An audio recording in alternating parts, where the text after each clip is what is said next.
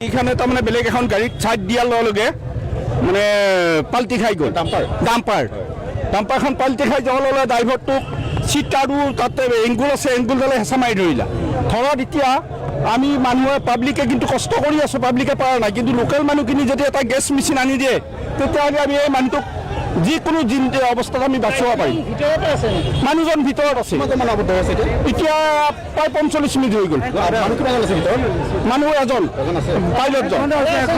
মানুহজন বৰ্তমান মাত কথা দি আছে কিন্তু যদি গাড়ীখন দাঙি দিওঁ টেংকাৰ দি তেতিয়া মানুহজনে দুখ পোৱা বুলি কয়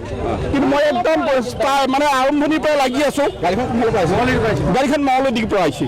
আৰম্ভণিৰ পৰা লাগি আহিছোঁ নে গাড়ী চেক কৰিম এজনে নে কিবা কৰিম বহুত পিছত মানে প্ৰশাসনৰ মানুহখিনি আহি পাইছে আহি পোৱাৰ কাৰণে এজন মানুহৰ মোৰ দিগদাৰী হৈছে তাৰমানে